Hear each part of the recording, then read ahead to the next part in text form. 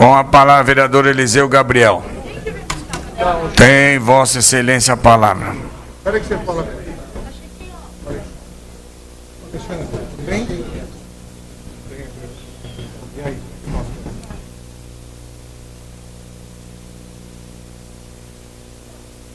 Senhor presidente, senhores vereadores, eu também queria, também o público que nos assiste, queria falar assim da importância desses projetos que vieram para a Câmara do Executivo sobre essa questão, vamos chamar desse entulho autoritário do tempo da ditadura que causava tantos danos e causa tantos danos até os dias de hoje aos funcionários. Quer dizer, uma verdadeira arapuca, uma armadilha contra o funcionalismo.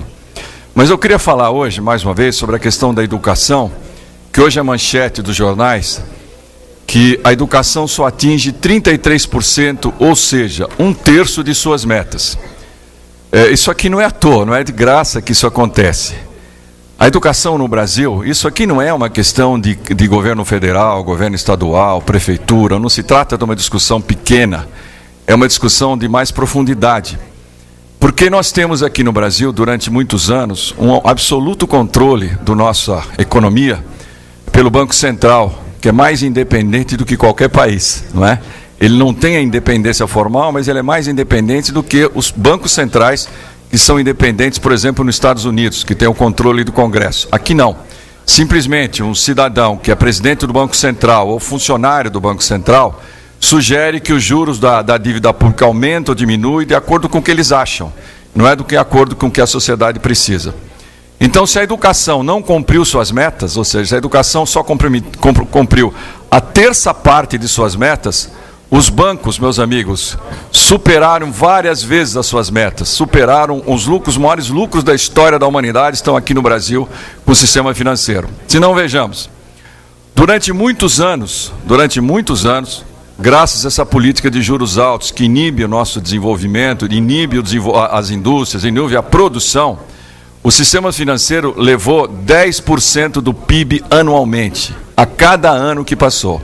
Em muitos anos isso aí chegou perto de 200 bilhões ao ano. Enquanto isso a educação só tinha 3% do PIB, ou seja, a 1/3 parte do dinheiro que vai para o sistema financeiro. Então a gente acha que muitas vezes, existe uma coisa que é um determinado engodo, que nós achamos que a educação tem muito dinheiro. Por exemplo, na cidade de São Paulo. Fala-se que a cidade de São Paulo, por exemplo, dá 31% de tudo que arrecada para a educação. Isso sobra aproximadamente 6 ou 7 bilhões de reais por ano para a educação. Então nós imaginamos, puxa, 31% de tudo que arrecada na cidade de São Paulo vai para a educação, e como é que essa educação não é uma educação de qualidade? É claro que existe problema seríssimo no sistema, existe problemas de administração, problemas históricos na educação de São Paulo, mas o que existe principalmente é falta de dinheiro, não só na educação de São Paulo, como na educação do Brasil inteiro. São Paulo é a cidade mais rica. Vamos fazer umas contas aqui. A cidade de São Paulo tem aproximadamente 1.600.000 alunos. 1.600.000 alunos. E nós temos, vereador Paulo Frange, aproximadamente 6 bilhões para a educação, não é isso? Se nós dividirmos os 6 bilhões para 1.600.000 alunos, vai dar aproximadamente R$ 3.750 por ano por aluno.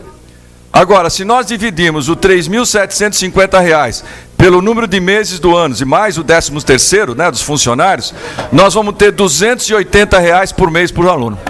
Então é isso que sobra para a educação da cidade de São Paulo, R$ 280 por mês por aluno.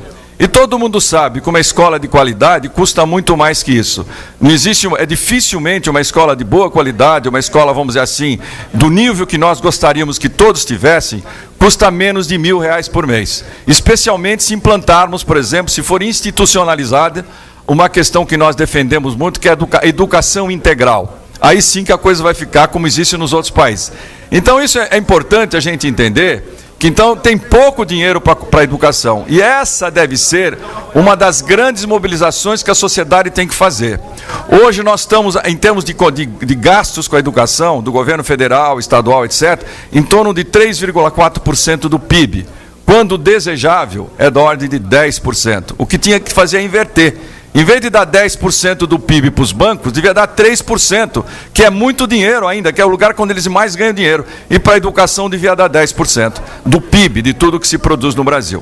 Então essa é uma questão que se agravou muito em nível federal, porque além lá no governo federal, do governo anterior, desse também, volto a dizer, não estou fazendo crítica a esse ou aquele governo, mas existia, graças a essa legislação absurda que favorece sempre a especulação financeira, o chamado contingenciamento de recursos. Ou seja, o governo federal tem uma obrigação, só um minutinho para concluir, senhor presidente, tem uma obrigação de dar um determinado percentual da arrecadação para a educação, mas o governo federal contingencia, ou seja, não paga. Ele fala assim, não posso pagar, agora eu não vou pagar, pago quando eu puder. Isso quer dizer contingenciar, não é? Pago quando puder e geralmente nunca pode. Então a educação precisa ser tratada de uma maneira diferente no Brasil inteiro, e a questão central para a educação é o financiamento. Tem que vir mais dinheiro, muito mais dinheiro do que nós temos hoje para ter uma boa educação para São Paulo e para o Brasil inteiro. Muito obrigado.